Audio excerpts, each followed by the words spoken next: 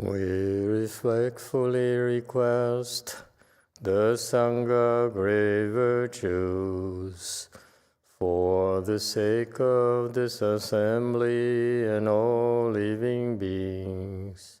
Please turn the wonderful Dharma wheel to teach and guide us how to end birth and death, leave suffering and attain bliss, and quickly realize non-birth. Cung thính đại đức tận thịnh, vì thứ pháp hội cấp nhất thiết chúng sanh. Thịnh chuyên diệu pháp luân giao đạo ngã môn, như há liêu sanh thoát tư ly khổ đắc lạc, tốc chứng vô sanh. Homage to the Blessed Noble and Perfectly Enlightened One. Namo Sananto Suchedo Ye Alahadi Samyao Samputo Xie.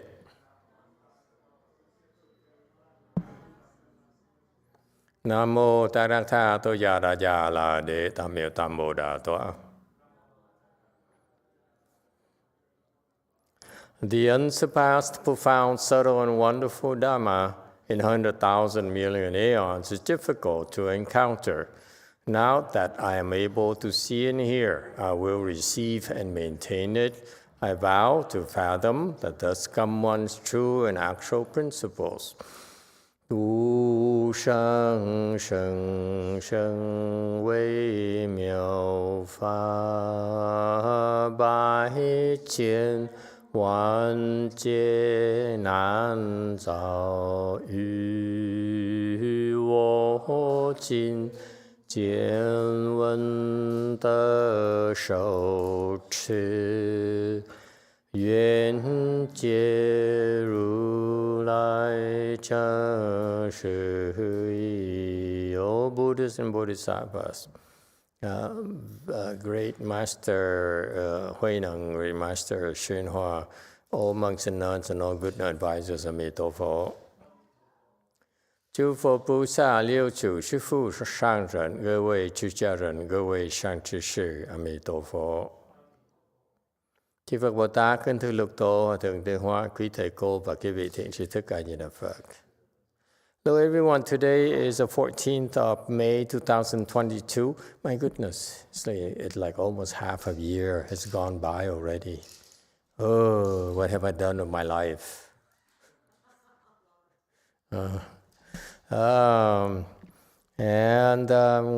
We are here to continue discussing the Sixth Patriarch Sutra. We are on chapter 2, slide number 30. Chapter 2 is about prajna. So prajna is the Dharma of enlightenment of Shakyamuni Buddha that Shakyamuni Buddha taught. In order to become enlightened, you need to learn the Dharma of prajna in Buddhism. All right. The text, good no advisors, do not listen to my explanation of emptiness and then become attached to emptiness. Avoid becoming attached to emptiness is foremost. If you sit still with an empty mind, you will become attached to undifferentiated emptiness. 善知识，莫闻无说空，便即着空。第一，莫着空。若空心静坐，即着无记空。Very good. 31, commentary. The great master noticed here in this section here, only in 3 or 4 sentences, he stressed this very important point, this very important pitfall in the Buddhist practice. That too many Buddhists actually are caught up in this mistake. They make the mistakes. What's the problem? He says, when you listen to my explanation of emptiness, okay, Buddhism's trademark is the teaching of emptiness. The first thing you learn in Buddhism is the concept of emptiness. And as you progress through your cultivation, you experience more and more of the emptiness. Okay? So for example, initially, at low level, you see, have many attachments. And as you progress to higher level samadhis, okay, a higher level of samadhi means that you are able to let go of some attachments. That's a requirement for you to progress up to the next level. You need to drop some attachments. And therefore, in essence, those attachments become empty. Is that clear? The Buddhist concept of emptiness means that you let go of the attachments. For example, when you're in first dhyana, from 0 to first dhyana, you let go of some attachments to food, to sleep, and to sex. Okay? Those are the 3 attachments you will let go. Some coarse attachments you let go in order to reach first dhyana. And from first dhyana to second dhyana, you let go of more attachments. And therefore, you experience the first dhyana is a certain level, minimal level emptiness. Second dhyana, more emptiness. Third dhyana, more emptiness, and so forth. As you progress through to the 4th stage, arhat, then you experience the emptiness of the self. Okay? So that's why all teachers, when they train you, when they teach you, it's in order, especially the great ones, the ones who will help you experience this emptiness. Okay? In particular, the great Master 6th Patriarch is very adept at teaching emptiness. His emptiness is more in the form of sudden teaching. What I describe to you is emptiness as you experience gradually. But Master Huineng can teach you, make you leap so you can drop a lot of attachment very, very quickly. And that requires a certain level of virtuosity, of great skills, actually. Okay? For you to realize the why is because like my teacher, Master YongHua, didn't stress a lot about sudden teaching. Okay, it's because the students weren't ready, level too low. Okay, but when you go up there, that's the only thing that you can teach. Okay, is sudden teaching. Okay, and so the Master Huineng says here, 6th Patriarch says, when I explain about emptiness, okay, do not become attached to it. Okay, avoiding becoming attached to emptiness is critical, is essential, and it's foremost. This is the most important thing, he says. When you learn Buddhism, okay, why are the great teachers so worried about you being attached to the emptiness? Because when you experience emptiness here, of a 4th stage arhat and higher, it is so addictive. Feels so good. Feels better than winning a super lotto. It feels better than sex. It feels better than anything else in this world. It cannot be bought. That's why naturally we all become attached to it. And that's why you see, especially in the Hinayana people, and some people, sometimes they also call Theravada people, which I prefer Hinayana personally. And Theravada is geographic. Hinayana is not bound by geography. Okay? Theravada is for certain country like they call themselves Theravada, like Sri Lanka, Myanmar, and so forth. Hinayana is the term that's commonly used by the Buddhas and the Bodhisattvas.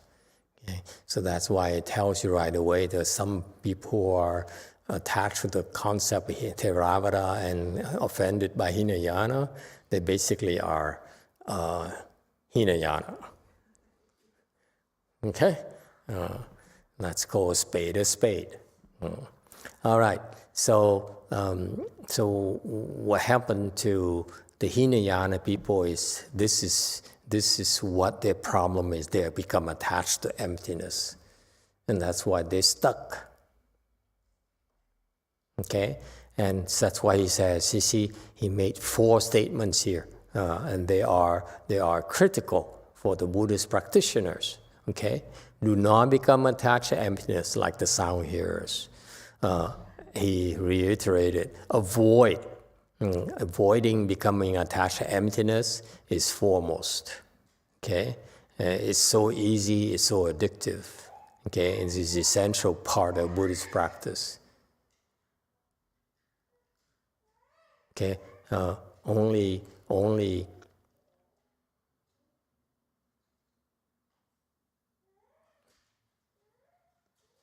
confused people, only limited people would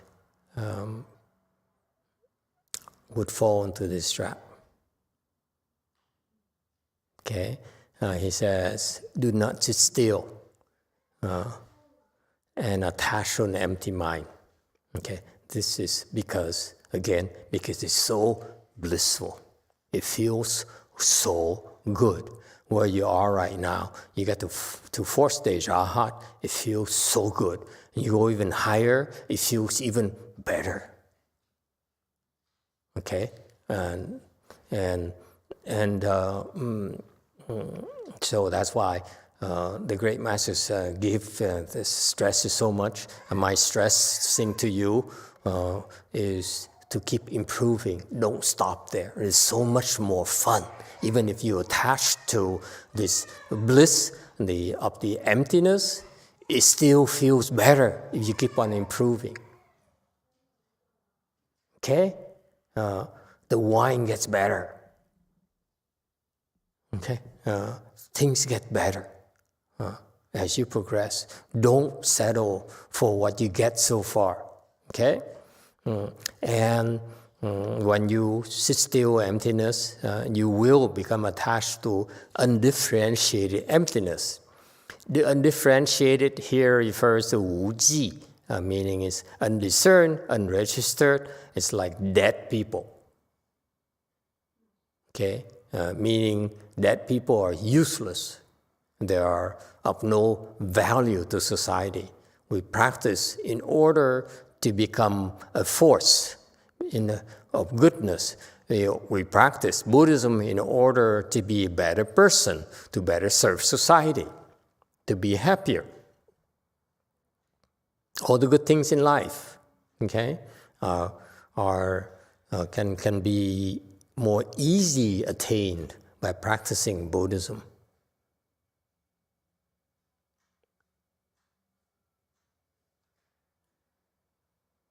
Okay, my theme, in my last trip to Korea is life is beautiful, life is wonderful. The more you practice, the more you discover life is so much more wonderful than you realize.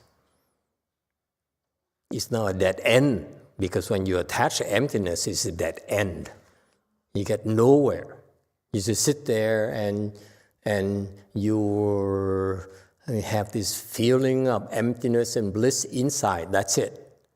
But life is wonderful because the joy and the bliss come from outside as well. All right?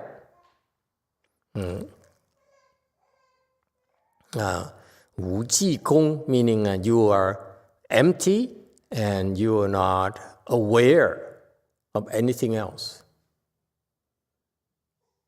Okay? You sever yourself from the outside world. That's why it's called 无记, undifferentiated, unregistered.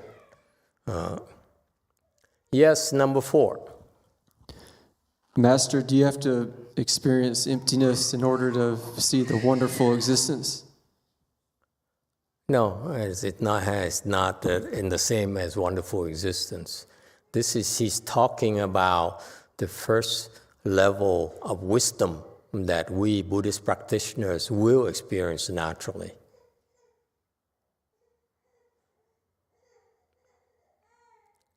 All right? And that is the emptiness of the ego, the emptiness of the self. Look at this way. Why do you feel bad? It's because of the presence of the ego who's dissatisfied with life. Anyone who's dissatisfied with life wants a better job, more money, more love, more attention, more friends, more children. No. Okay, too far, huh? Enough is enough. How about more girlfriend?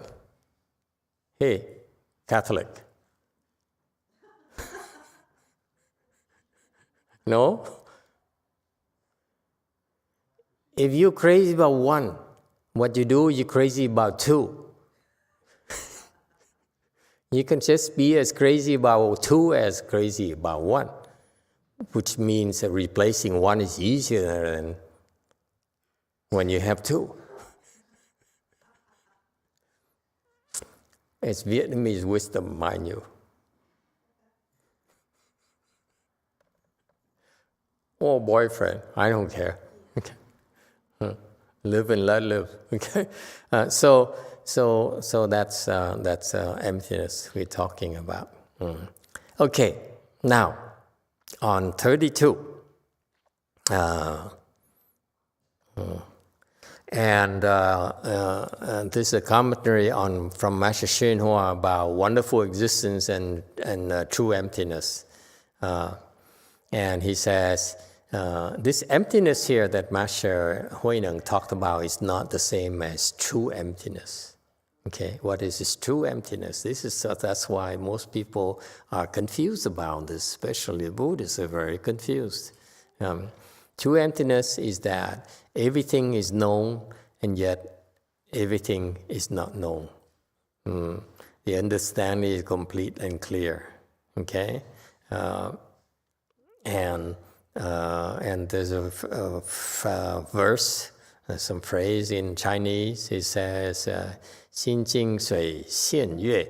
When the mind is clear, in the state when the mind is clear, the water reflects the moon. Okay, this is the Chinese, the Asian concept of wisdom. The moon represents wisdom. Okay, so when the water is clear, meaning it has no ripples, there's no wave, then the moon appears in its entire glory. Okay, you see it on the water surface. You don't need to look up. So what you see in the water surface is exactly the same as the original moon on the sky. The original moon on the sky is what? Your Buddha nature wisdom. See, the Asians, they don't explain this to you. They don't understand what they're talking about, especially the Japs. They keep on pointing the fingers at the moon, and they keep on talking about the moon. Dogen and all those people, they're talking about the moon. They have no idea what it really is. When in Buddhism, when we talk about the moon, it's the moon in the sky, yes? What does the moon in the sky represent? It represents the wisdom, your inherent wisdom from your Buddha nature. So far, so good? You have it. It's there. It's always there. The moon is always there. Whether you see it or not, whether it's covered up by cloud, or whether it's covered up by the other side because it's on the other side, okay, and you can't see, it's still there. And that represents the wisdom from your Buddha nature. Is it clear? You have it.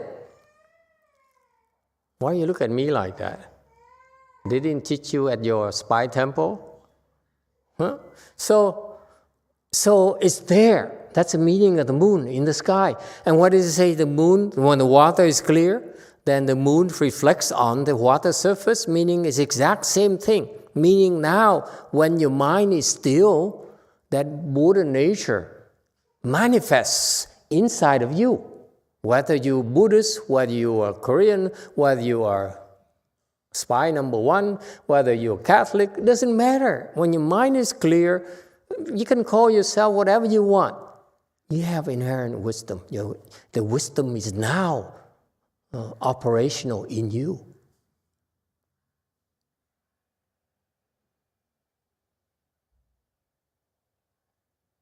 Okay? And then also in Chinese, they say, 心定天无语. When the mind is in samadhi, okay, then there's no cloud in the sky, meaning that there's no thoughts at all. Nothing can cover up your wisdom. This is where the Chinese keep on reading this couplet of Chinese characters. They don't really understand. Okay? First of all, water reflects the moon, meaning that the inherent wisdom in your Buddha nature is actually present inside of you right now. You is a water surface. So far, so good? And then, no clouds in the sky refers to the fact that when your mind is in samadhi, okay, there's no clouds, there's no covering of the Buddha's sunshine.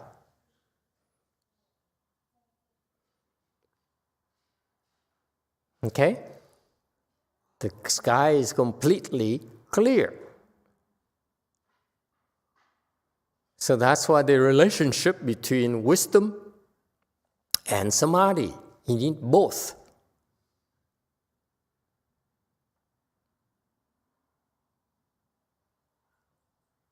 What are the consequences? Okay? For example, when your mind is in samadhi, like when you speak Dharma, you need to be in samadhi. You cannot casually speak Dharma at all. In Buddhism, when you sit in a Dharma seat like this, you have to be in samadhi in order to speak Dharma.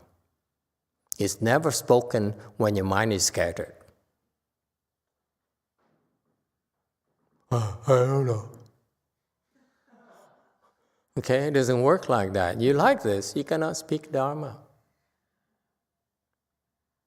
Okay, when you speak Dharma, you projecting wisdom, you stuffing wisdom into people's ears, into people's brains. You injecting wisdom. That's why it takes force to break through. So you need to be in samadhi. And that's why when you listen, after you come to our temples and listen to our dharmas, you go to our temple and say, I don't get it. You become less enthused, less impressed, because it doesn't register, Because what happens is that when people who speak with you and they don't concentrate and don't prepare for the Dharma or the talk, it bounces right back and you say, I don't believe you.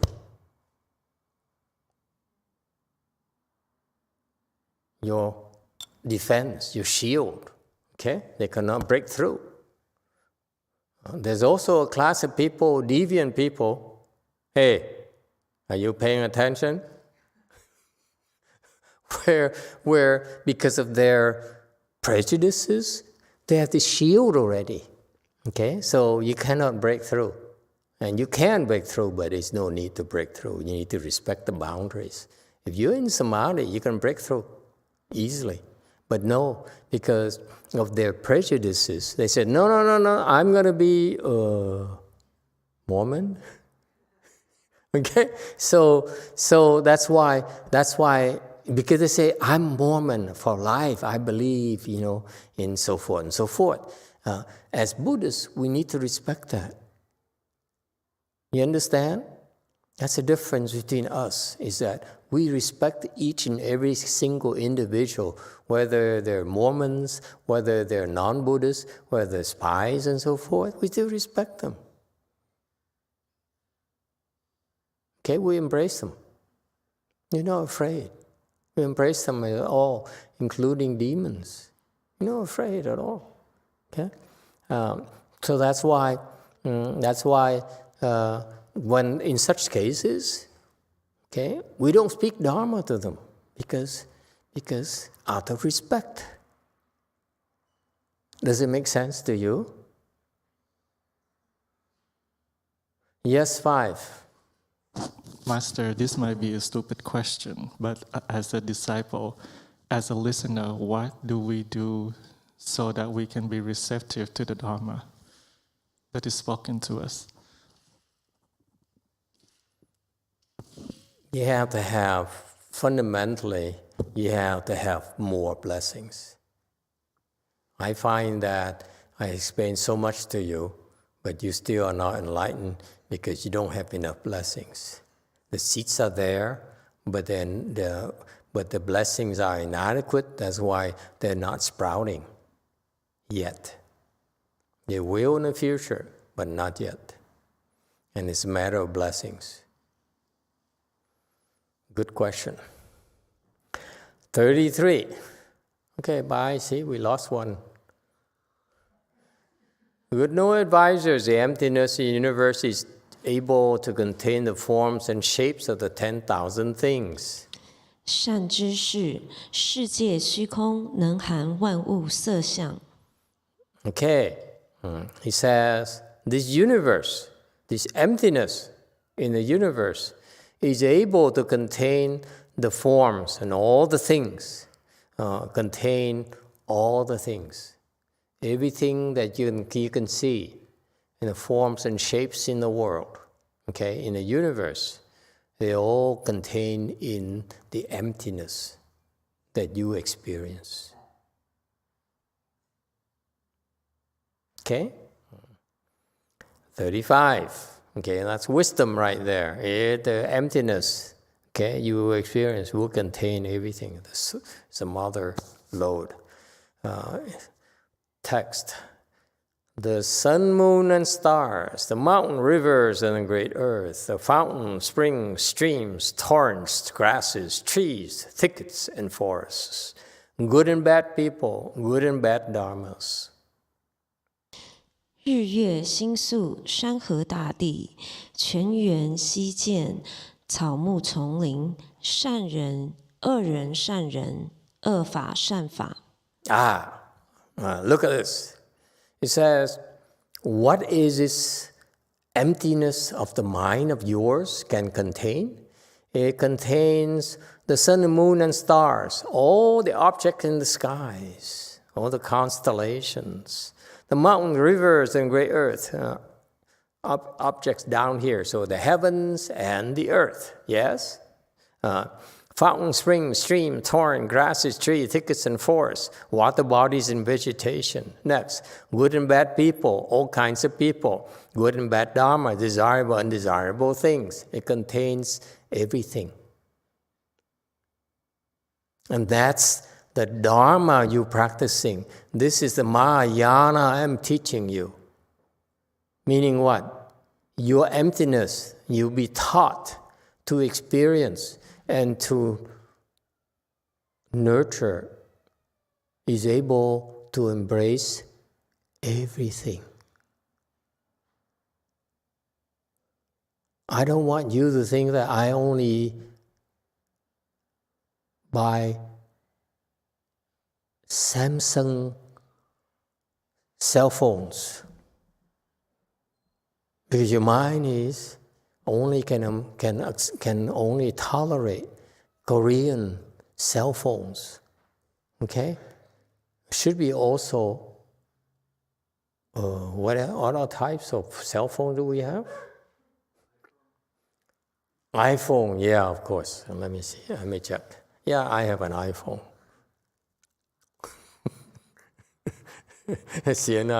She said, I'd rather die than buy an iPhone. Okay, too Korean. Okay, so it's like your mind is unable to embrace all the things.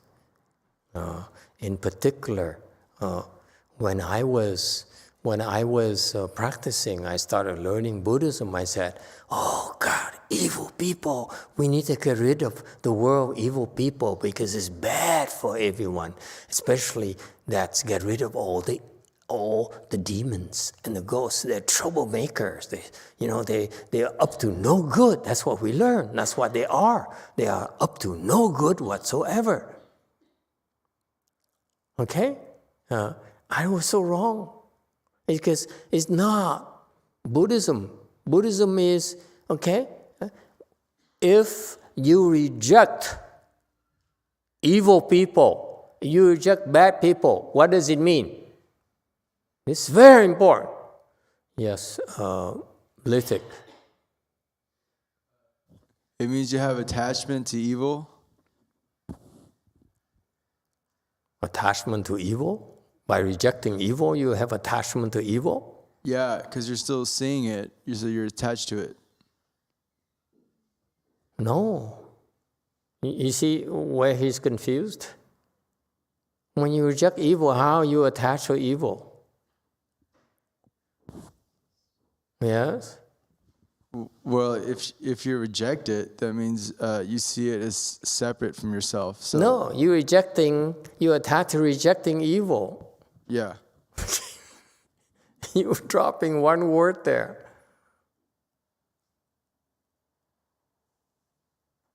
You're rejecting, you attach to rejecting evil.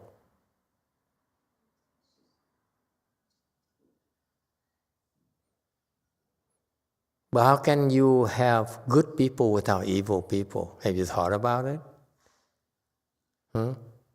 Is it like saying that I wish that the world is only full of women? There's no women, how can there be? If there's no men, how can there be women? Or if there's only men, how can there be women? Yes, Litik. Well, he just said that I think the natural, the foundation of existence and emptiness is good. It's good, like how Master YongHua said. At the primordial, the source is just a reflection of the Buddha nature, which is good. So everything that is evil is just false thinking covering up the original nature. Yes and no. It's, another way to explain it is like if you do biology. You have one cell that splits in two, splits into 4, splits into 16, and so forth. Okay, it's a binary thing. One cell splits into 2. So originally there's 1, and splits into 2 opposites. Okay, originally it's only 1, just 1, and then becomes opposites, Adam and Eve, if you will. That's how it started. But originally it's only 1. You cannot see that 1 right there. The non-Buddhists, they keep on stealing from us, and they say, original is oneness, and so forth. But the problem is that they don't even know what this oneness is. They only stole the concept from us. When we Buddhists talk about oneness, we actually experience what the oneness is. The oneness is the Buddha nature. You taught, you train to see your Buddha nature. You see that oneness, okay? Once you see the oneness, then you understand that from that oneness, okay, now it splits into 2. And that's how it started.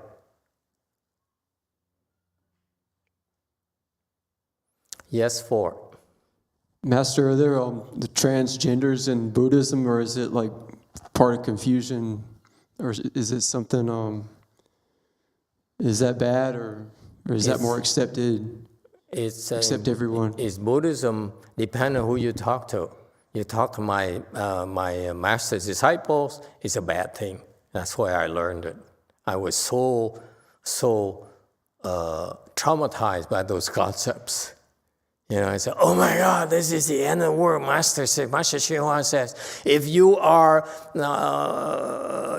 homosexual, lesbian, and so forth, gay, and so forth, you're bad. You better change, and so forth. Anyone remembers that? Xin Shun. Wake up. Is that what you remember Master YongHua teaching? You better change because, you're going to fall to the hells.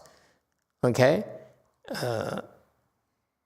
It's for low-level people. You're evil. You don't have the right to live. But let me tell you, there's no evil, there's no good man either. Remember how it splits? Original is one, split into good and bad as well. So if you eliminate the bad, then how can there be good anymore? The good only exists because of the bad. The bad exists because only of the good. The good cannot exist without the bad. The bad cannot exist without the good. One depends on the other for its existence. Very much like man depends on women for his existence, and vice versa. Spies depends on nice people like us for their existence. Why? Someone disagrees? I feel disagreement. I can embrace disagreement because it's natural for you to disagree because most of my disciples agree. You understand? It's always a pair, opposite pairs, for it to be stable, for there to be existence. And therefore, that's why in Buddhism, we have something called what? The middle way. The middle way is a practice that embraces both. Can you see that? Only loser says, oh, you're evil. You have to disappear from the earth. We don't want you. Okay? You're not like us. You're not good enough. You're different. You are deviant. You're crazy. Without crazy people, there's no normal people.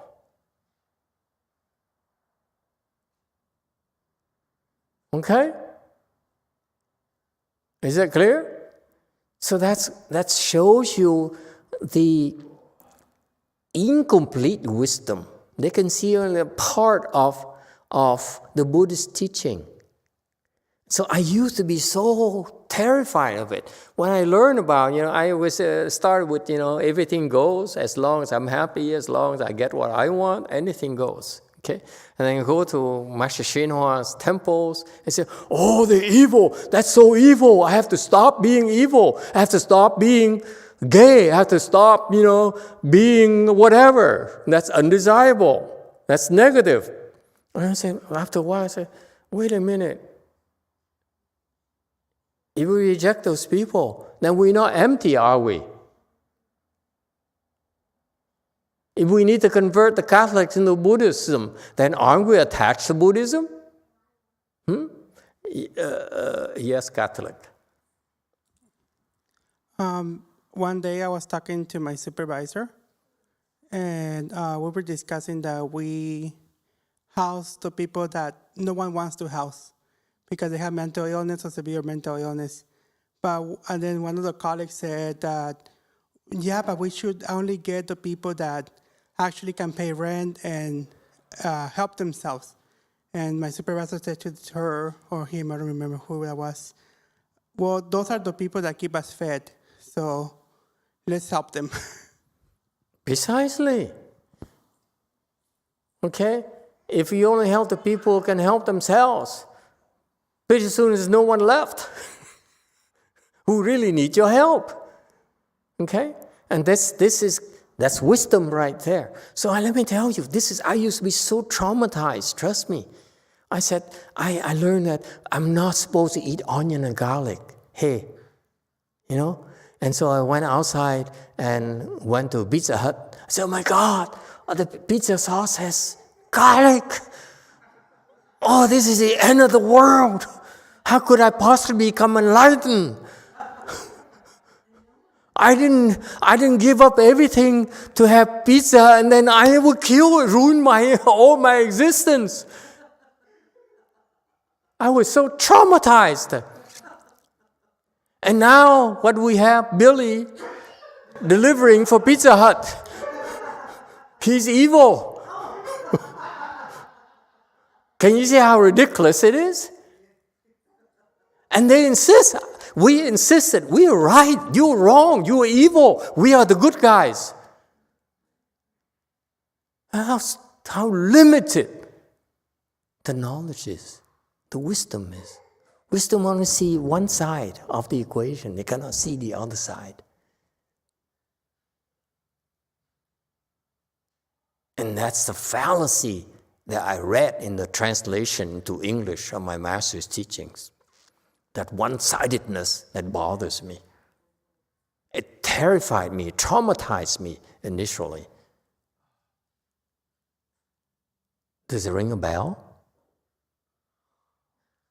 It rang a bell because I was inside. I was practicing the only thing I wanted to become enlightened. But wherever I went, there's always obstruction from evil people. Pizza Hut. And then I tell you how ridiculous it got to the point. I went to Berkeley, okay? I listened to that guy, and he says, you know, when you eat vegetarian, we need protein. And in order to eat protein, make sure you eat soy. Okay? You eat beans and soy. But when you eat beans and soy, make sure you also need to have corn. Because back then the knowledge in protein is that the protein from the soybeans is not complete. So you need to have the protein from the corn as well. So that's complete protein, which is erroneous information back then. Okay? So what happened is I started being obsessed about making sure that I have also corn in my diet.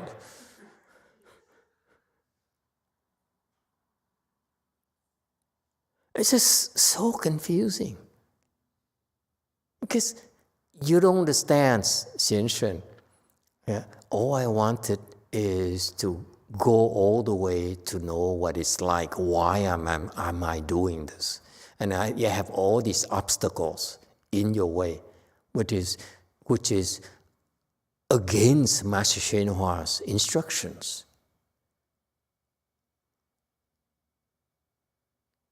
Okay? If it goes against Master YongHua's instruction, how the heck I'm going to get there? Right? So I was traumatized every single day. Everywhere I went, things I ate, I said, and after the soy and corn debacle, you know what I found out later? The same source, Berkeley. He says, you know what? All the soybeans are genetically engineered. So now we're eating animal cells. How the heck am I going to become enlightened now?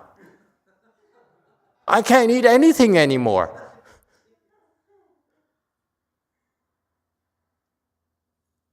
You find it funny. It wasn't funny for me. Yes, 5.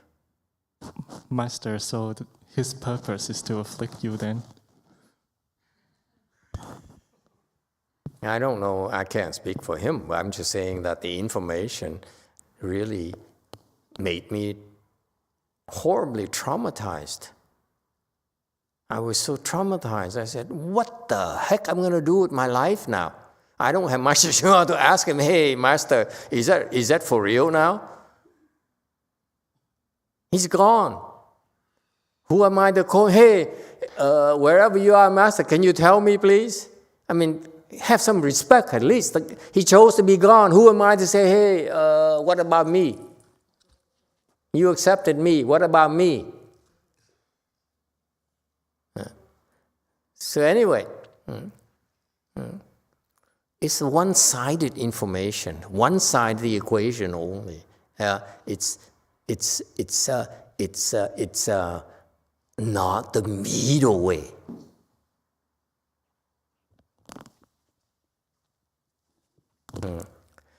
All right. And this is what the teacher says. There's the middle way. You embrace the good and the bad,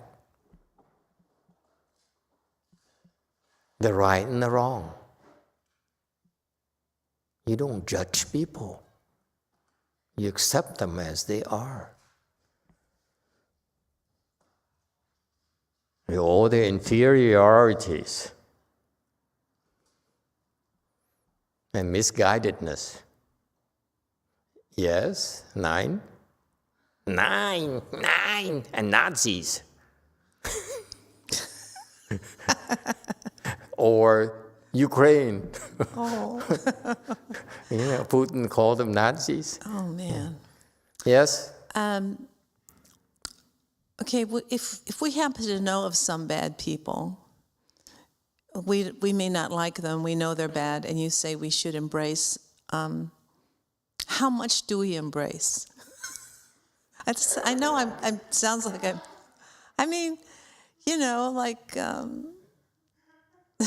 it sounds probably really weird, but, Yeah. so if you have to work with some people that you really don't like, and but there probably will come a time that I may have to work with some people I don't like. I understand that. Mm-hmm. But how... You led a very sheltered life so far. I have, and I'm very grateful for that. No, I have... So well, how far you have to go? Yeah, Okay. that's what I'd like to The know. middle Thank you. way is as far as you can digest it, Okay, and a little bit more than you can. okay. Okay? Thank you, Push the Pastor. envelope. Get a little bit of indigestion, but don't kill yourself. That's what I wanted to know. It's Thank okay you. to occasionally eat a little bit of onion, a little bit of garlic, and then and go and brush your teeth and say, I will never go back to that place again, ever. What's the You find it address? funny, but after 5 weeks of having great Korean food, you know what I had? After the fochi, I was so tired. We were tired, and everyone was asleep. So, and we didn't want to interrupt them, so we decided to go for some burgers. Okay? And guess what? Okay? There's no vegetarian burgers in all of Korea. Nothing at Burger King. And that's the only thing that I can recognize. Okay? You want a burger, American burger, you have to go to Burger King. And Burger King has no vegetarian burgers. Okay? They discontinued it because no one ate it. The Koreans are carnivores. Okay? They have a lot of issues with cattle and porks and chicken and so forth. Okay? And what's the thing? Eels. They love eels. Okay, it's delicatessen in Korea. So it was around 10 o'clock at night, 9, 10 o'clock. So we had to settle with a Korean Japanese hamburger chain. Okay, and walk in there, and they have, guess what? Vegetarian burger. We're so happy. So we ordered some vegetarian burgers, and we made sure that please do not put any onion and garlic in there. And I said, oh, no problem, no onion and garlic. And so we ate it, and we were enjoying the first couple of bites, and then suddenly I saw, it tastes like onion. And the onion is in the meat patty itself. In the patty. Okay? And so we finished the thing because we didn't want to come across as extreme. Remember the meat away? We hate onion, but we still eat it. Just to prove to ourselves we are actually practicing the meat away. And I came back and I was brushing my teeth because I couldn't stand it. If you don't eat onion for a long time, Catholic, the onion tastes like terrible things, excrement, if you will. It's that bad for us, for me personally. But in order to prove to the spies, and then because they'll come back and report it to their superiors that, these people claim they're practicing the meat away, but they reject onion. No, I ate the whole thing. I regretted it. And it felt so bad, seriously. So after that, I told myself, there's no more hope for me. I will never become enlightened at this rate. Yes, one. Mô Phật và thầy, với bậc thầy mới ăn vô cái bậc thầy nghĩ có cái cảm nghĩ nó có cái hành, thì cái đó là có cái chấp trước không thầy? You can tell. Question. Go ahead. Translation.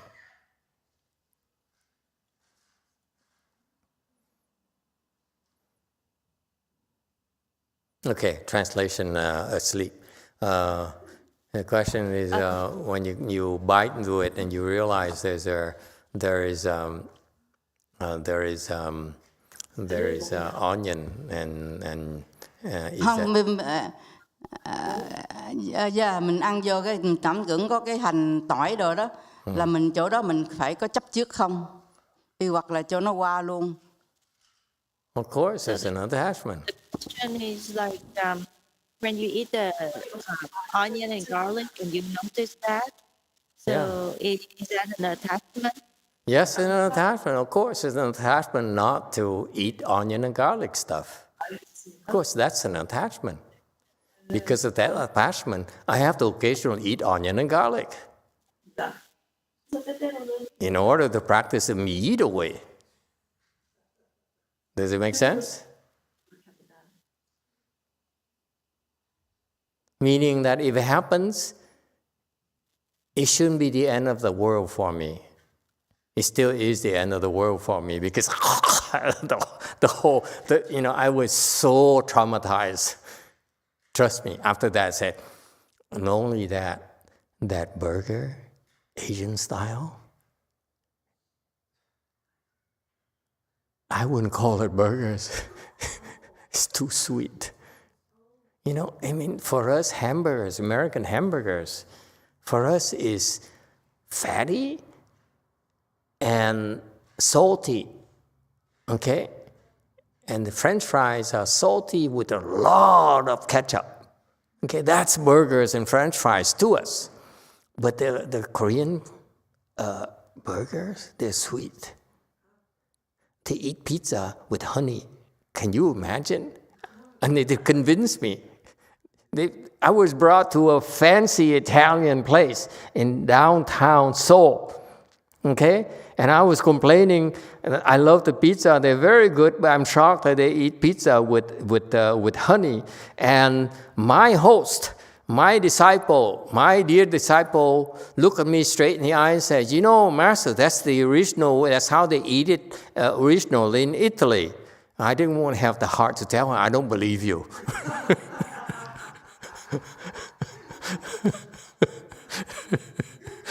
But it's shocking to me, I'm sorry, that you would eat pizza with honey.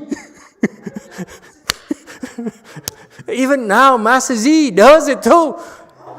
That's the end of the world for me. I know I practice the middle way, but that's going too far. Master Z loves it.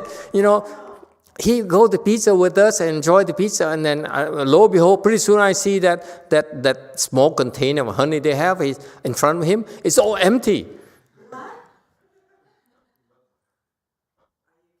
Every one of us had a small, dish of honey. So they take a pizza and they go like this, go like this and go.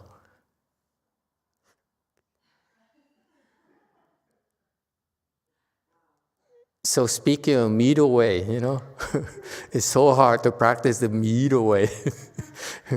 I can handle the evil, I can handle the spice, but the honey on the pizza, that's too much. Yes, 3. This is from Wei Liu. Master, you just talked about everything comes from the one. What about everything comes from nothing, emptiness, and everything goes back to nothing? Are these two the same thing, same meaning? Yes, the one is that Buddha nature. It's the same. As I said, when the one there, the oneness, the one complete thing, that contains everything, that's our Buddha nature. And then again, I'm stressing that it's not a concept. We Buddhists are taught about that concept, and they are trained to experience the concept, not just a mental construct at all. I want you all to experience it. And the way to experience it to its fullness is the middle way. My master only taught them one-sided, okay? What I learned, at least in the English translation, is one-sided. It's not a complete middle way yet. Yes, 3. From Venerable Shen An, Master, that's Italian style, not Korean. That's what they've been trying to convince me. Korean Italian style. Look it up, guys. Looking it up. We're looking it up. We don't believe you. We embrace you, but we don't necessarily believe you.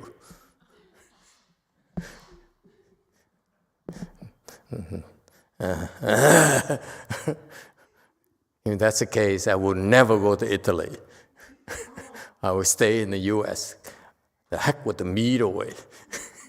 Yes, 3. From Emily, onion and garlic not only taste gross to me now, it developed an awfully painful acid reflux whenever I ate it without asking for it. It's as if I'm getting immediate punishment.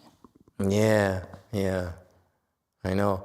But yeah, it's not the same, Emily, because after 5 weeks of hard work, all you want is just a little bit of a bite of heaven called American burgers. And please, no onion, no garlic, that's all I asked. But I had to practice the middle way and eat Korean burgers with onion. Because we are middle way practitioners, aren't we? So hard. Yes, Litik.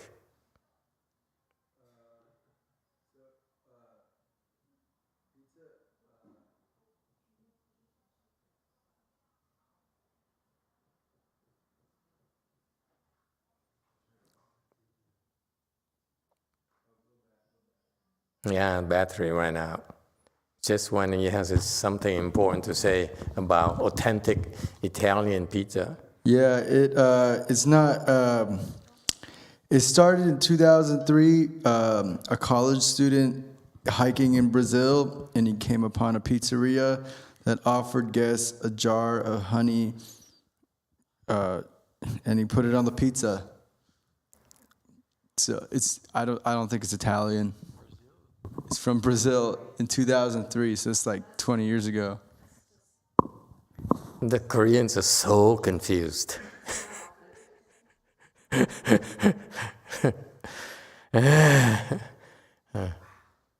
But we embrace them all.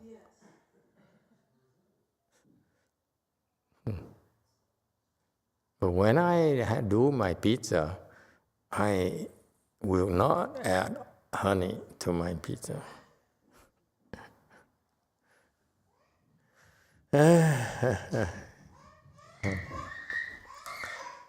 Where are we? Are we done? Huh? Okay, let's move on. Yes, Oa. So a couple of slides ago, when the master said, "Don't be attached to the emptiness," he meant don't be attached to the Buddha nature.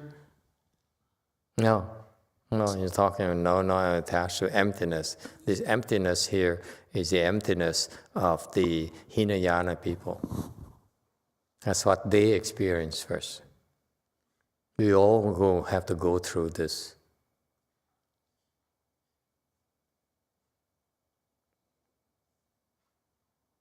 Okay, 37. The heavens and hells, all the great seas, Sumeru and all mountains, all are contained within emptiness. The emptiness of the nature of worldly people is also like this. 天堂地狱一切大海须弥诸山总在空中，世人性空亦复如是。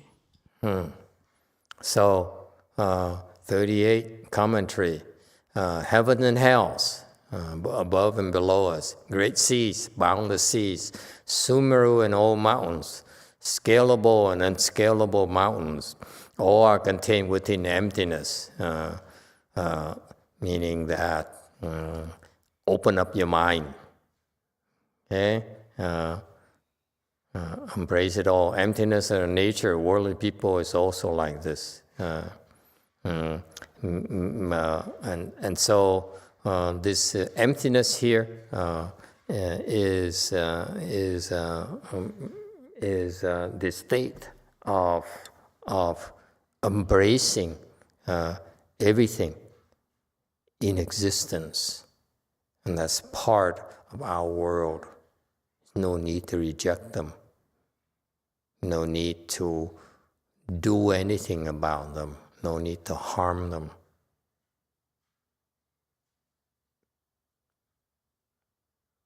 Okay?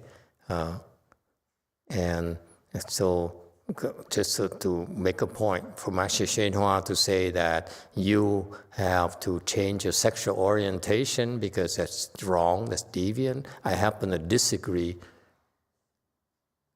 totally. Because these people can become enlightened too. There's no need to discriminate.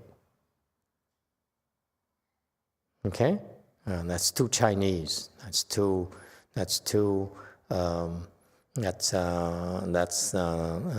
one-sided, if you will. People are who they are. There's no need to discriminate. Okay?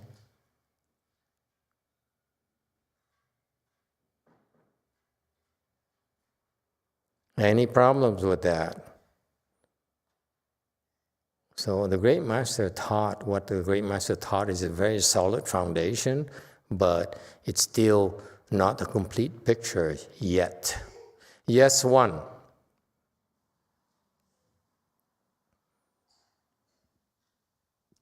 Mô Phật bạch Thầy, Ngài Hòa Thượng Tiên Hóa nói câu đó rất là đúng chứ không phải sai. Tại vì đó bây giờ xã hội nó lôi kéo chúng sanh như vậy, thì bởi vì Ngài đó mới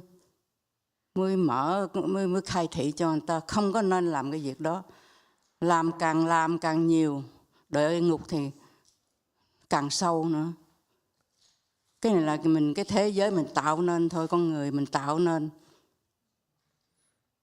Xong thầy khai thị như vậy đó, mình có bớt được một đoạn nào thì đỡ đoạn nấy. Mô Phật ạ.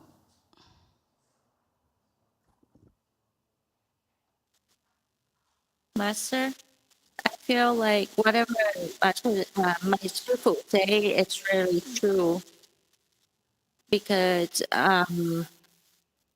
so nowadays in the society, people were influenced by a lot of bad things. So that's why Sư tell people that they don't need to, they should not do those things, because like the more they do it, they will be fall into the hell deeper and deeper. And then this world is like was created by the people. So if they avoid doing those things, it can help it become better. I'm not saying it's incorrect. Okay? And I'm not saying that what he's teaching is wrong. What I'm saying his teaching is incomplete. Okay? Meaning that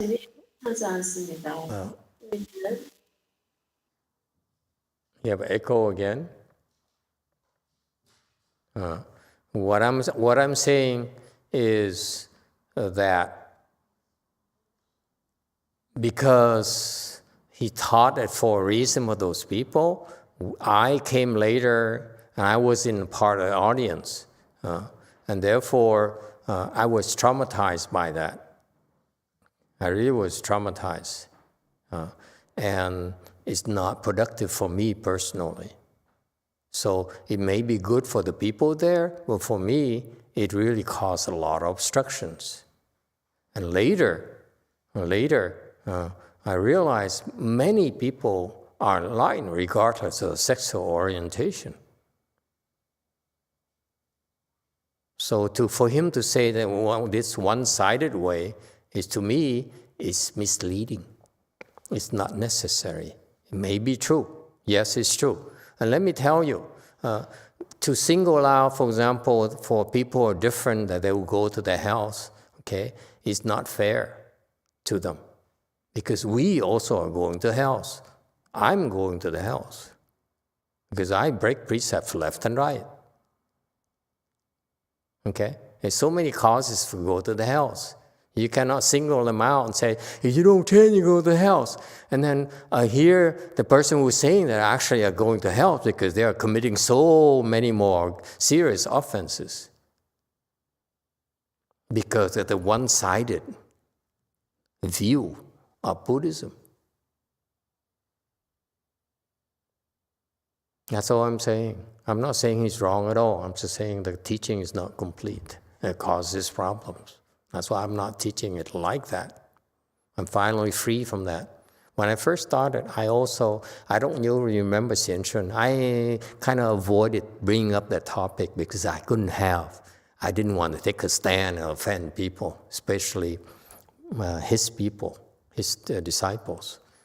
But now I have a lot more disciples. I'm not afraid anymore.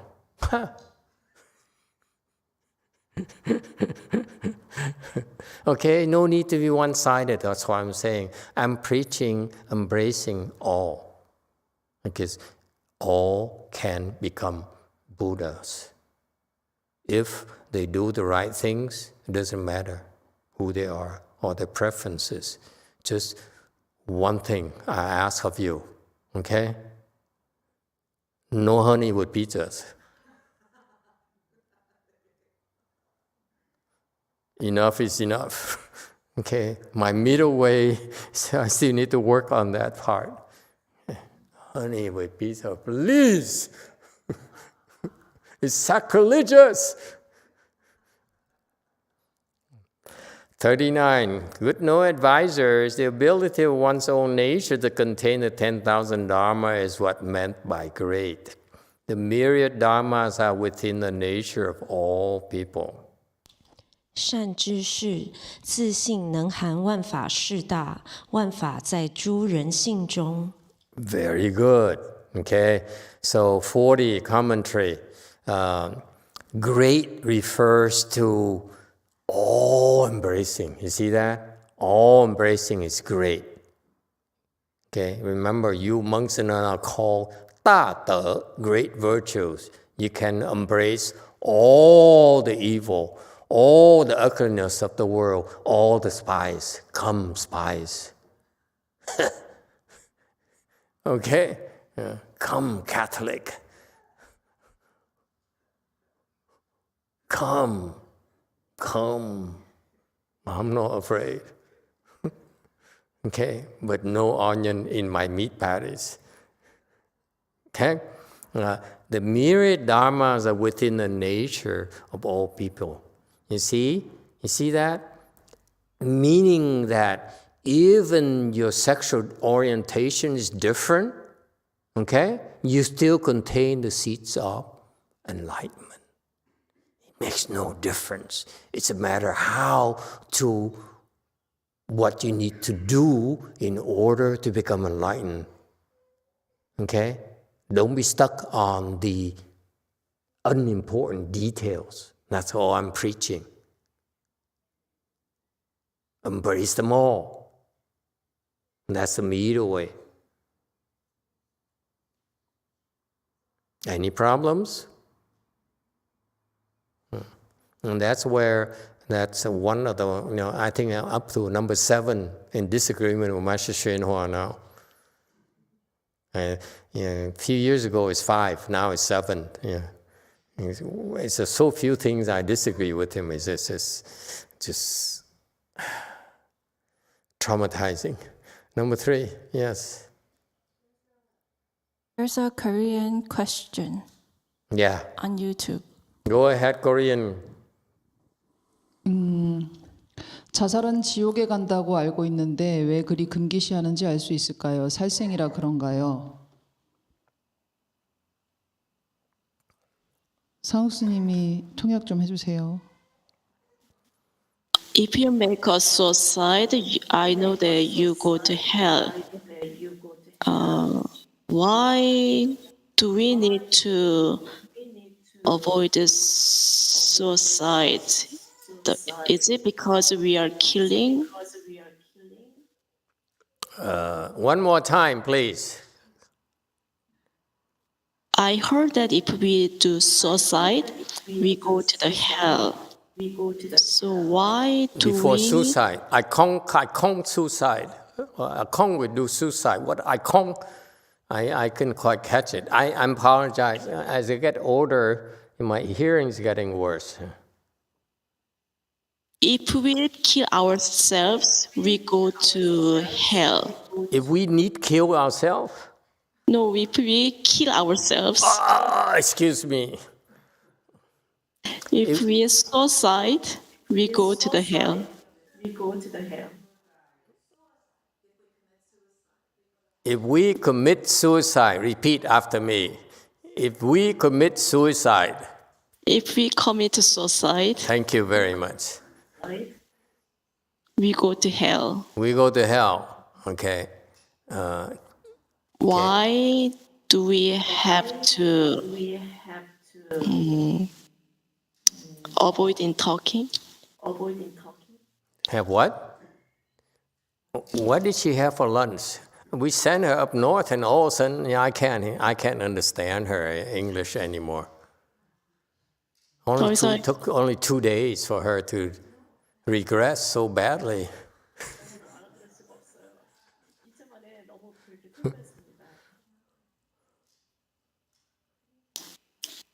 Yeah, repeat the whole thing again, please. I'd like to know why in Buddhism we avoid suiciding like that. Is that because suiciding causes killing karma? There are 2 of them now. The Sangwok and the Sangwok echo. Yes, 3. Is there an answer or another question? It's Venerable Shen'an's translation. I learned that suiciding leads for us to go to hells. I would like to know why in Buddhism we avoid suiciding like that. Is this because suiciding causes killing karma? That's your translation? That's Korenglish. That's too much. But we practice in middle way, yeah? Who says practicing middle way is easy, huh? Because you commit killing, yes, in general, yes. When you commit suicide, you're killing yourself, and you're not supposed to kill, including yourself. That's why you go to the hells. All right? And that's why you become a ghost. Easy Korean question.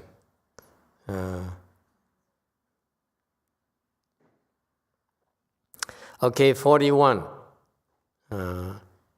If you regard all people the bad as well as their good, without grasping or rejecting, without producing and defiling attachment, your mind will be like empty space. Therefore, it is said to be great Maha. 若见一切人恶之与善，尽皆不取不舍，亦不染着，心如虚空明之为大，故曰摩诃。 Very good. Jewel Conk, go ahead. Master, so after people get enlightened and then they commit suicide, then still they go to hell?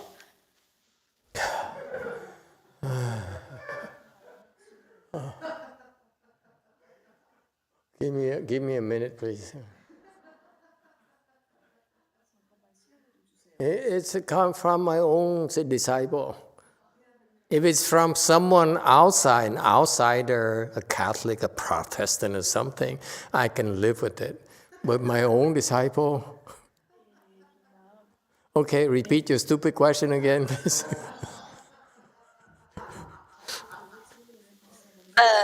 Like if I get enlightened and then I commit suicide and I go to hell, Master?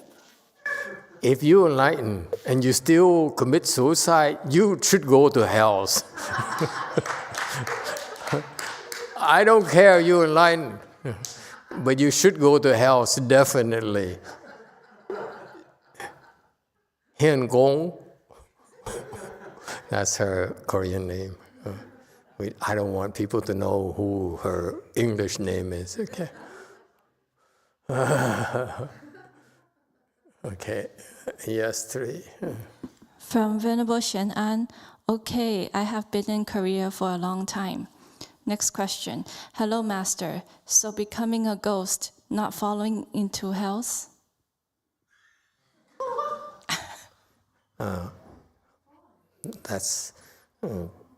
That's part of the process. When you kill yourself, you can fall to the hells, or you can go into the ghost realm, become a ghost, and eventually go down to the hells as well. All right? When you kill yourself, you plant the seeds for you to go to the hells because of the killing karma. But you might start first by being a ghost. Or you might go to the hells first and then become a ghost later. So it's nothing fixed. But it's not a good ending for you, a good destination for you. And when you become a ghost, you won't get a chance to eat pizza with honey either, especially you Korean ghosts. Yes, in the back, sir. 7. I actually have a question. I was reading these questions too. Can a ghost become enlightened and go to the Pure Land?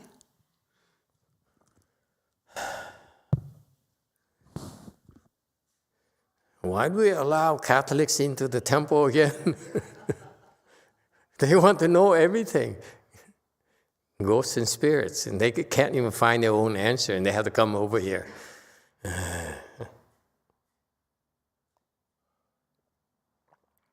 Ghosts and spirits, from what I know, okay, in general, there's always exceptions, but in general, they don't become enlightened yet, but they can become enlightened too, from my perspective. Yes? Yes, too. Master, I had a question about the good and the bad. So I still associate with some of the bad crowd from back in the day. You still associate with them? Well, I'll stay in touch. Is that the guy who died recently and you got a rebirth plaque? That's someone bad crowd? A couple of those people that died were going to the hell. I did hells? bad things with those people. You did. You did. So I can't judge them. Okay. And then I supported their rebirth. So at the same time, I've noticed that it's hard to talk on the phone and really see them in person, some of the people from back in the day. And my question is, have my blessings protected me from those people that makes it hard for them to really see me? Or I could be wrong. Well, it varies. It depends. And usually, it's not about you. It's about them being obstructed from coming to us. You know why? It's because their creditors, the people they owe to, want to make sure they're around so that they continue to be to receive payments from your friends. So they would obstruct them from coming over here. That's why. It's called karmic obstructions. It's not you at all. It's from their side, primarily. You're a good guy. And you're very special. That's what I learned in Korea. When they teach a disciple, say, you are very special.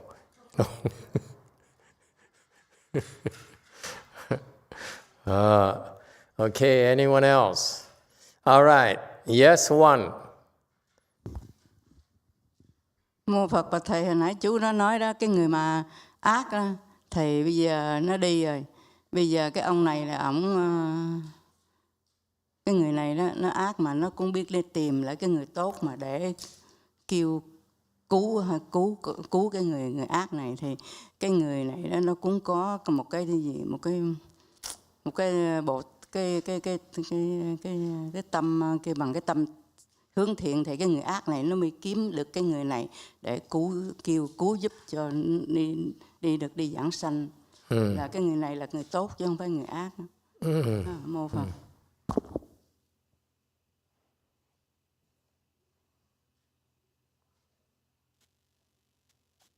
Master, I think like the guy that passed away, that he's like a bad guy. But then if he knows how to get to the good guy and then ask for help and then he can go to the pure land, that's the good thing. No, that's not the primary thing that happen. Happen is that this guy here, okay, he's learning to be kind and compassionate. So when he hears of people, especially he had connections to, he says, these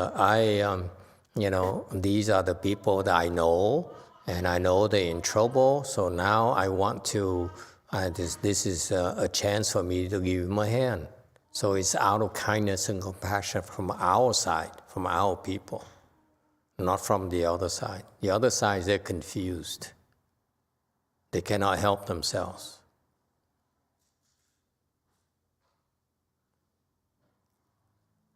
Okay? All right, going back to 42, commentary. Regard, okay, this is instruction from Master Huineng.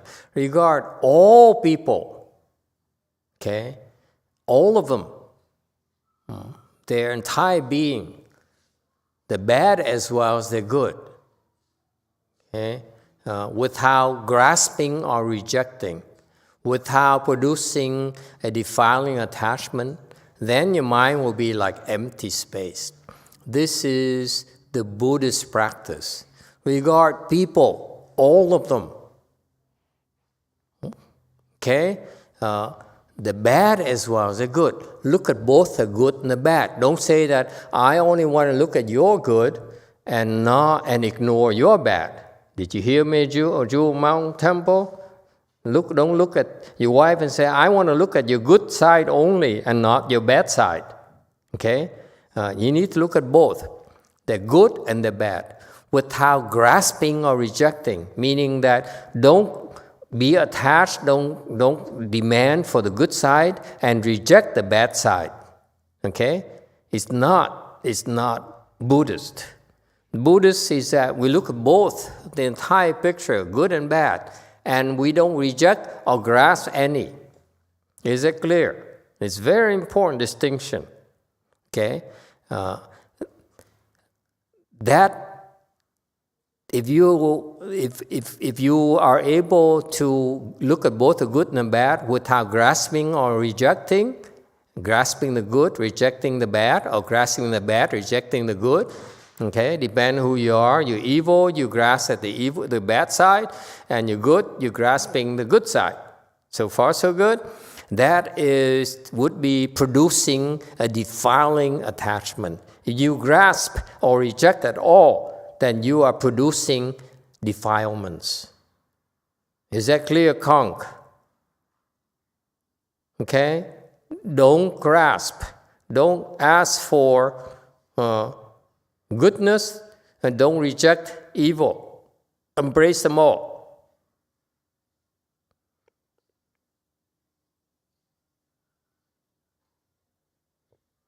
So, if mom is sweet, it's good. Okay, but when mom fights with you, you reject that. That's not good either. Okay, so you have to accept both.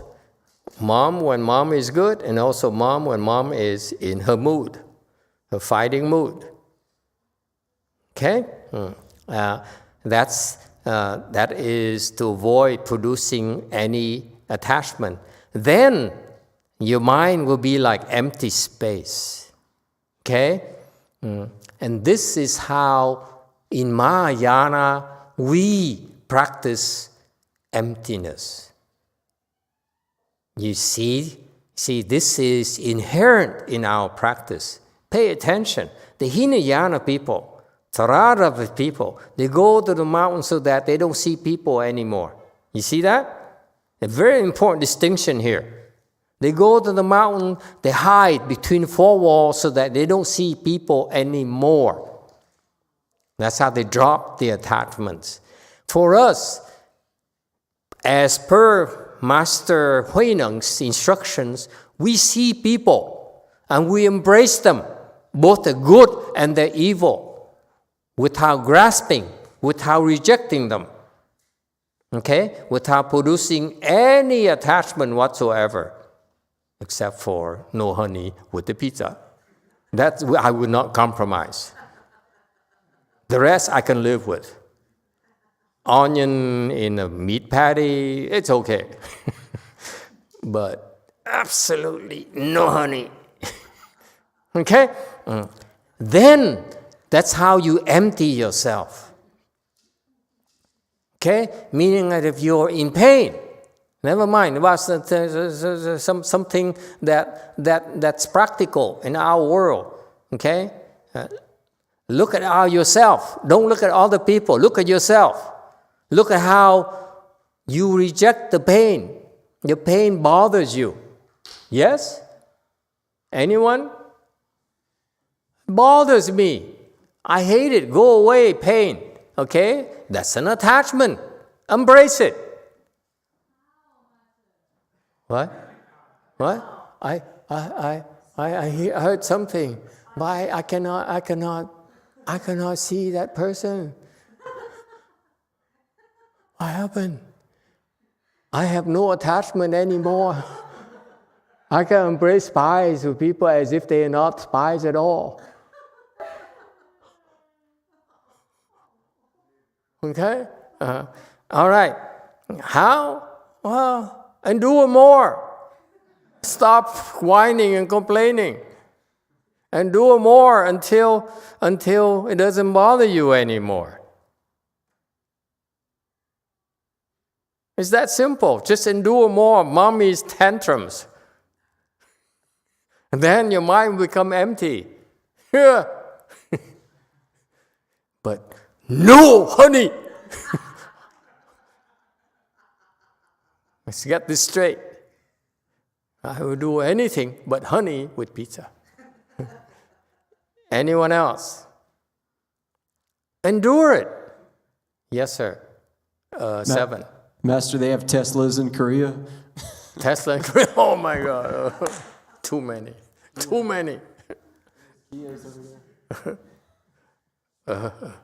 That's another one I still have to work on. But we're not going to talk about Teslas yet. Not today. So much I can handle. I don't care about the middle way today. Okay, we do a quarter middle way. Yeah, 7. How about, it's a little more serious, but how about people that are in a relationship with domestic violence, if there's violence included, how much can they handle, or should they leave the person? That's a tough one.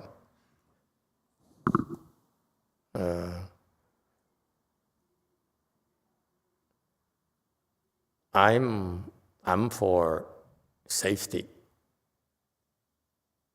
Okay, you need to be safe so that you have a chance to live a normal life, and that includes cultivation. From my perspective, if there's a threat to my cultivation, then it's not a healthy situation for me personally. I put cultivation as number 1 priority. So anything that's a threat to it, I would eliminate the threat. That's a general answer. Okay? But I can understand how difficult, how painful, and how we're not in those situations. Not fair for me to make a comment, okay? Because I don't know. I've never been in such a situation, so I share in the pain and suffering. I know how extremely traumatic and difficult it is, especially when you have children involved. Okay. But my general rule of thumb, okay, if anything interferes with my cultivation, okay, I will eliminate the threat. That's just my personal preference. Because I take cultivation very seriously. It's the most important thing for me. Okay, so this is the instruction on how to empty our mind. Isn't it beautiful? It's so casual statement. He says, regard all people, they're bad as well as they're good, okay? Because if you only want to, if you reject the bad part of the people, then it's an attachment, and therefore it cannot be empty. Or if you only choose to attach to, you prefer to only embrace the good part, then it is also an attachment. Therefore, your mind is not empty. So that's why learn to embrace it. What's difficult and what's unbearable, you still embrace it. Whether it's a relationship, whether it's crossing your legs, you still embrace what's unbearable. What's so horribly unbearable, you still embrace it.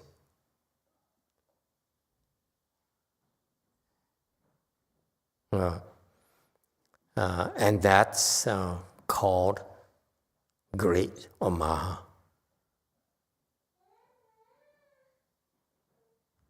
Any questions? It's so beautiful. It is so simple. Okay? Yes, 6. Master YongHua says, so if you have relationship with the same-sex people, you go to hell. And you said, they can get enlightened also. So if they get enlightened, then do they still go to hell afterward? Why don't you find out for yourself? Have sex with the same-sex people. Become enlightened and find out for yourself. Why do you have to ask me all these questions?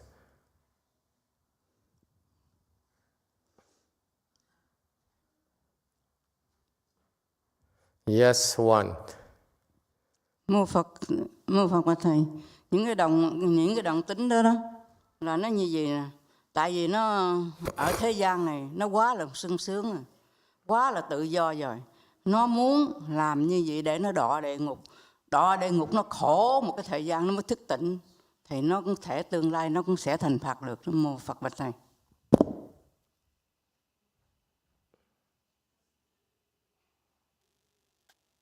Master, so I think like the same-sex people in this world, they have a good life, they have so much freedom, so they have to fall into the hell, into the suffering, so that after that they will change and then will have a chance to become a Buddha.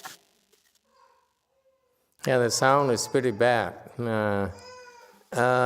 Again, it's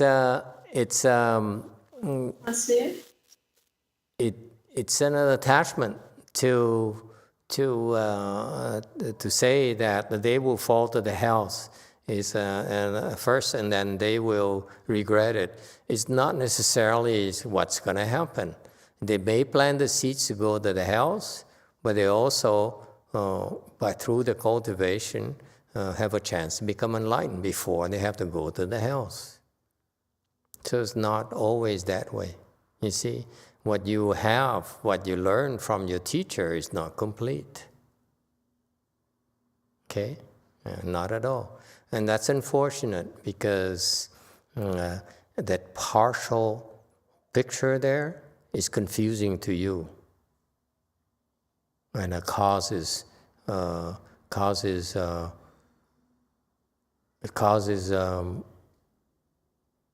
me, it was traumatizing. I was traumatized by that. And it's not necessary. And because I was traumatized, now, maybe it's because I was traumatized, now I try to help you avoid it. There's no need to be like that. Okay? So I'm very fortunate I'm able to see people who become enlightened regardless of their sexual preferences. Okay? So that's why I'm trying to relate to you. Don't be attached, okay? And because from my perspective, all I care about is that you become enlightened. Whatever you do, I don't care. Just become enlightened. And that's what happened already. That's why I feel confident to tell you that my Chinese master's instructions are unnecessarily traumatizing and it's misleading, especially in the 21st century. It excludes people in our practice, and that's not healthy. It's not fair to them. You don't have to be like that. It's contrary to Master Huineng's instruction here. Look at all people.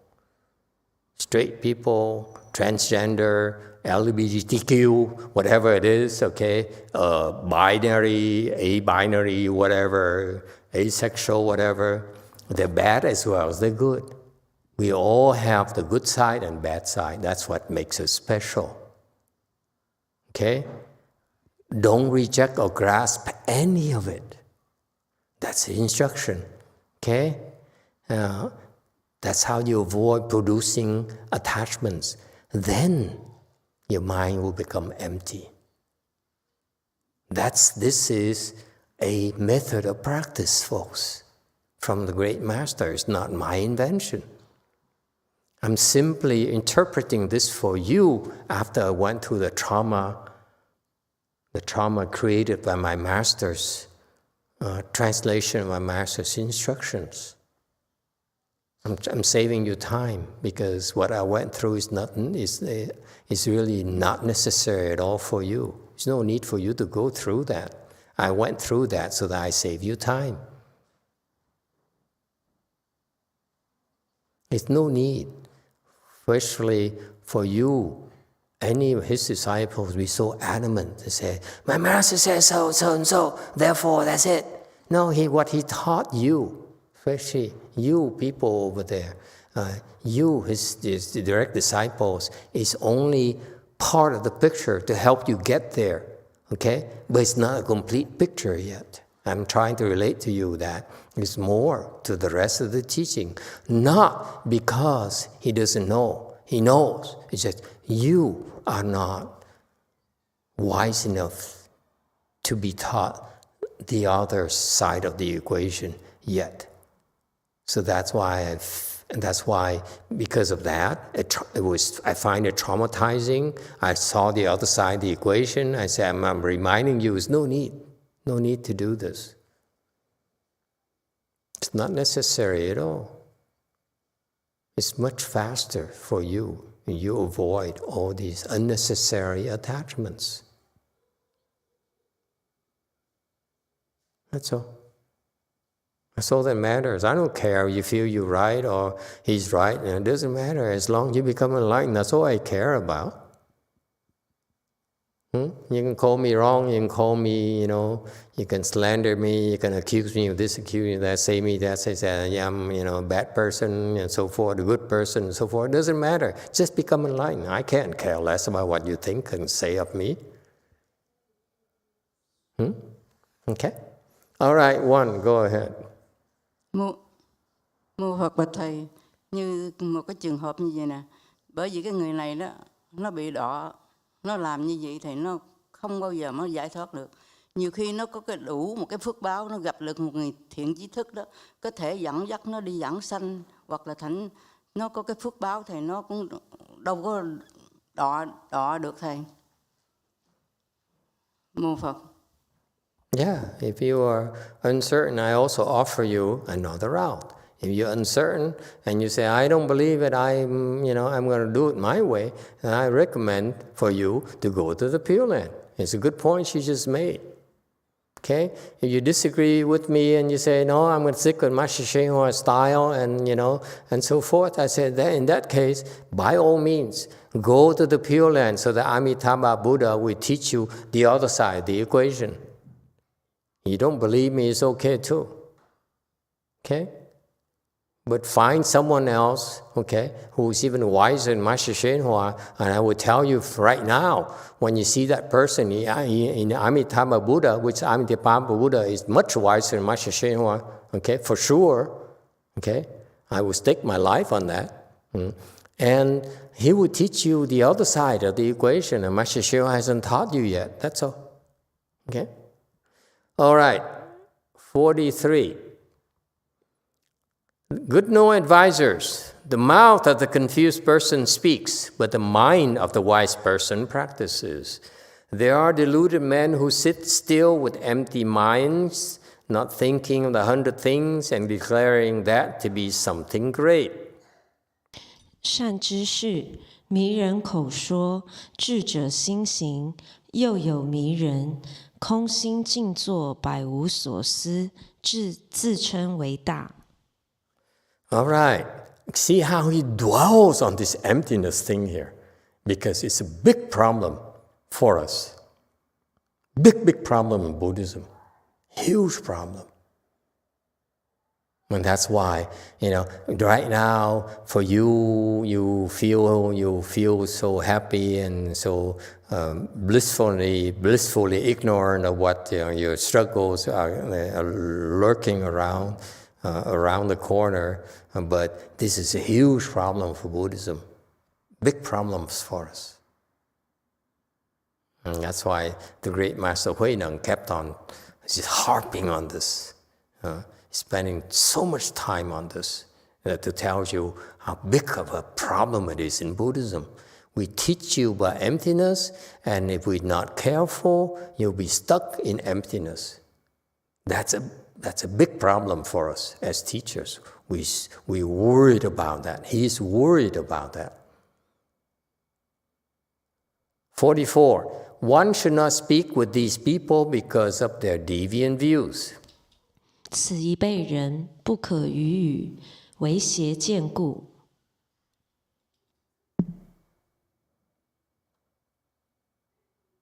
Okay, now 45. I don't know why I made a comment criticizing others. None of your business. You hear me? If they want to do whatever they want to do with their lives, they prefer to drink wine, they prefer to eat honey with pizza. Don't criticize them. All you can do is that I will not do it myself. That's all. That's all that matters. You understand that? Okay? Stop criticizing them. Whatever they do is none of your business. You are not Buddhism. You are not Mahayana. I am Mahayana. So I don't criticize people. I used to criticize people to try to teach my disciples that my disciples avoided emptiness, avoided that one-sided equation. Now I don't criticize them anymore. I can't care less about what they do, okay? Because my disciples are safe. So you won't find me criticize them anymore because I don't give a damn about them. I never cared. Whatever they do is their business, none of my business. You understand? I care about you, helping you avoid the traumas and the pitfalls of that approach. That's all. Yes, 6. Master, I remember hearing from one of Master Xuanhua's question and answer. Somebody asked about the Tibetan practice people, and Master Xuanhua's response was, "Oh, they are all demons." Can you interpret that for me? Because that really left an impression on me. And are they really all demons, the Tibetan Buddhist people? Even if they are, I still embrace them. I just answered you. Master Huineng just answered you. They may be demons, but I have no problems with them. They may be doing a lot of harm. They may do actually including harming me. I have no problems either. They are who they are. They do what they do. That includes you slandering me. It doesn't bother me. You stealing from me. It doesn't bother me. Okay? I'm just saying you, any of you. Okay? It's no need to be attached. I look at both your good and your bad. And I don't attach to either. That's why I'm teaching you. So when Master Xuanhua said, these people are demons, it's because for that particular people, he sent them the message. I would tell you he feels exactly the same way as I do. He doesn't care. He embraces them all. That's why I'm telling you, I'm no different from he is. I know I'm not better. Actually, I'm not as wise as he is. Okay? So that's why from my perspective, from my vantage point, I don't discriminate already. And he's much higher level. He doesn't discriminate either. So the instructions are for low-level people who can only handle one side of the equation. You understand? They can only handle the good side. And so because they are limited, so attach the good side, because that will help you, bring you there quicker. But you avoid the evil side because you are too easily tempted. And when you're tempted like that, you fall and you cannot control yourself. Okay? I'm teaching you because my disciples are higher now. I'm teaching them the complete picture. Because I don't want them to be like his disciples. That is a concern for me. It's my job to make sure that they continue to develop by practicing the middle way. Yes, 1. Mô Phật và Thầy, nãy nghe cô này cổ nói như vậy đó, Thầy giống ai nào nghe rồi cũng phải chấp vô cái câu đó, ai nào cũng phải là tận cái câu đó. Mà giống Thầy đó, Thầy bây giờ Thầy nghe được câu đó, Thầy bao dung tất cả trên đó. Thầy là một cái câu đó cũng là thử thách rất là lớn cho những người chúng sanh để tu, mà để người nào mà có giác ngộ hoặc là người nào mê muội là nó nhiều ở trong nhiều cái ấy lắm. Thì nãy nói cái câu đó mình nghe rồi đó, mình nói ông này mà ông là người giác ngộ sao mà ông dám nói cái câu đó. Người thầy nghe được đó, thầy nói là được rồi, thầy đã bao dung hết cho tất cả cho những con ma đó. Thì cái đó là có một vị Bồ Tát mới có cái tâm đó như vậy. Rồi những mà người bình thường, người mê muội đó, thầy chạy không dám gần tới nữa. Mô Phật.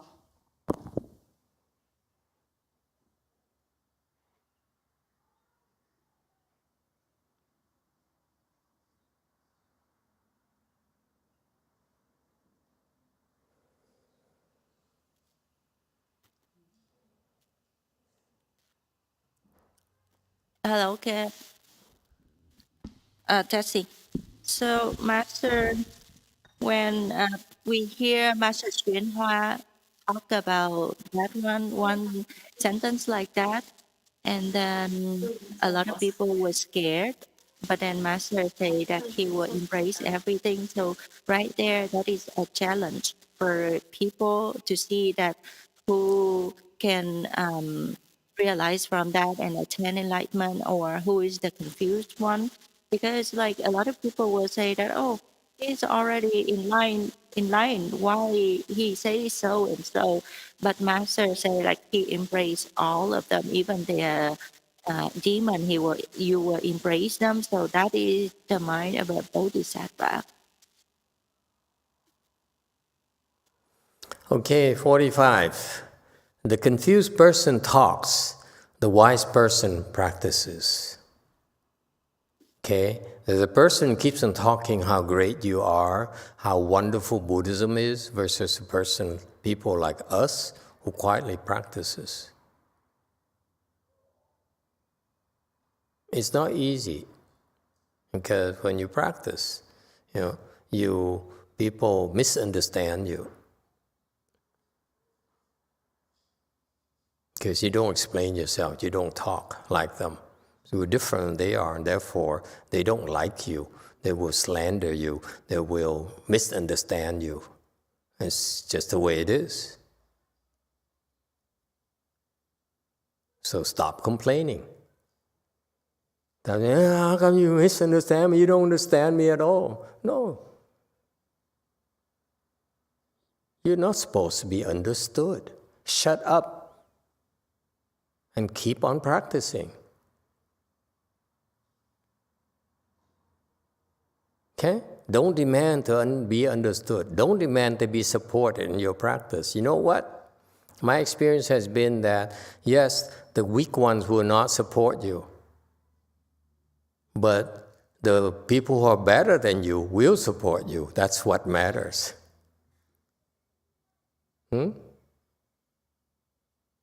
Yes, because when the people who are low level wisdom than you, they come and support you, they make demands on you. Whereas the people who are better than you, when they support you, they don't make any demands. You want some clothes? Here. Here's money, buy some clothes. You want more food? Here, buy some food. You want pizza? Here's more money for you to buy pizza. Just don't get any honey. Okay? And so forth. Because people with higher wisdom than you will support you. Don't have to worry about it. Don't sit there and secretly wish that, I get more recognition. Wouldn't that be easier? We have more money, bigger temples, and more people will come, we help more people. No. Part of the thing is we practice quietly, whether people approve of it or not. It doesn't matter to us. Whether we're poor, we still practice. Whether we're lacking a lot of things, we still practice. We don't worry about it. Life is not supposed to be fair.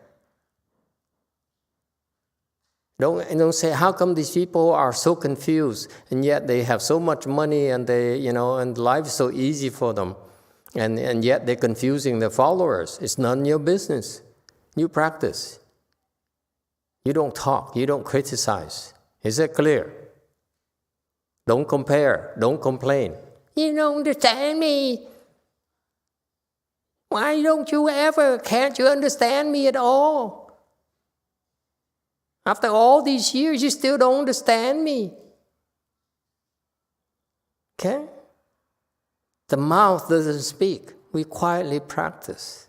See how beautiful his teaching is, how tough it is. It's so clear to me, it's so loud to me. Don't talk, don't justify, don't make excuses. Just practice. They understand you, fine. They don't understand you, big deal. They slander you, big deal. They harm you, big deal. You practice. It doesn't matter. They're Nazis, big deal. You don't need to hurt them.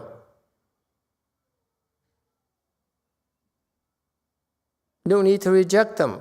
They do the Nazi things. You don't need to invade them. For example, Mr. Putin. They hurt themselves. Who cares? Deluded man who sits still with empty mind. See, he keeps on harping this. Don't sit there and with an empty mind. It is so dangerous. You see how in our practice, boys and girls, how I push you to the front line and make you work and work and work and deal with people you don't like. You come back and you complain. Huh? I don't have enough time to eat, to sleep. All I do is work. Huh? It's to avoid you sitting still with your empty minds and thinking you're great. That's the half of the equation. You see how dangerous it is? If you do that, you really think you're great. That's what he's telling you. It's for low-level people like me to remind you the real message behind his teaching here. It's a real pitfall for us cultivators. We think we're great. It's because we sit there behind the walls and away from people and we feel so good about ourselves that we say we are great. But when you meet people and you see how they afflict you, how draining it is to see people, then you say, I'm nothing special at all. Damn, I still can't handle it. No? But when you by yourself, especially your fourth stage or higher, you say, oh wow, life is so wonderful. There's nothing like this. But as soon as you see a spy, you say, oh my God, how can people be like that? I'm going back to my four walls. Because I want to be great. I want to feel great.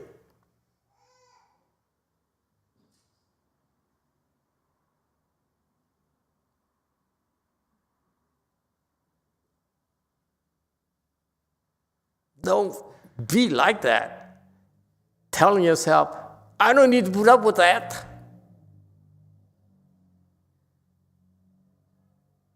Aren't you going to take a photo? Hey, saw you.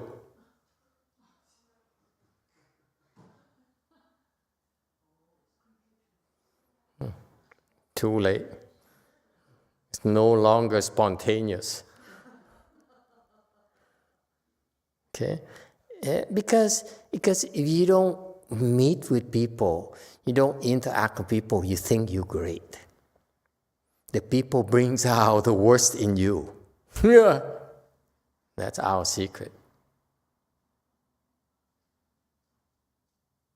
In Mahayana, only losers would hide behind four walls and fences because they need to be fenced in to protect themselves. We don't need to protect ourselves because we want to suffer with the confused people. When you go near confused people, you have to share in the suffering. You cannot avoid it.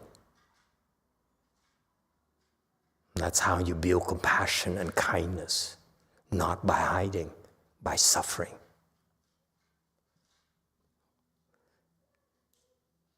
For such people, the last line really hurts for you.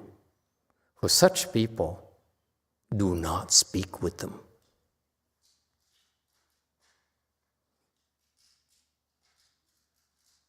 Why do you think I ignore them?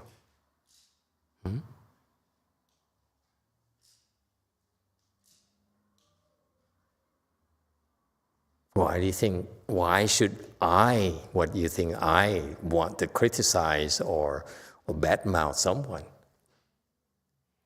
They're irrelevant, they're not important.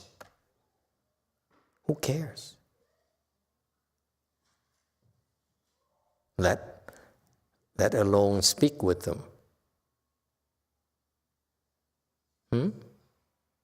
Ignore them. Such people are losers. No need. Okay, time is up. My God, Master Hui Nang, he's so adamant here. It is. You don't know how strong these statements are. It is so strong. I have to interpret them for you, but the way he put it in Chinese is so elegant, it's so gentle, but actually this is condemnation. These are losers. They're dangerous. You go near them, they're dangerous.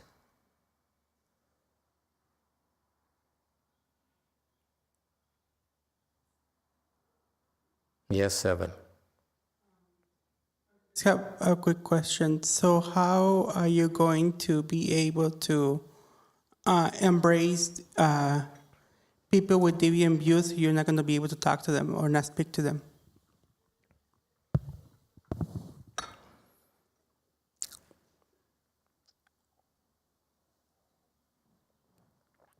It's because these people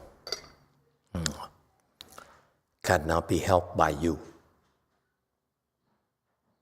You don't have the skills yet.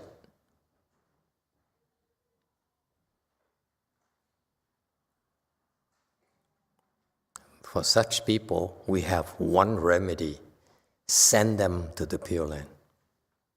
Because they don't know they should go to the Pure Land themselves. We just send them to the Pure Land. Let Amitabha Buddha take care of them. Because if we try to take care of these losers, it's not enough time. There are more people out there that can use our help right now. These people are so one-sided that it takes too long to help them. It takes too much work to help them. We're not equipped to help them, these people. That's their reality. Thank you, everyone. Let's do rebirth transference to help, people get to the Pure Land.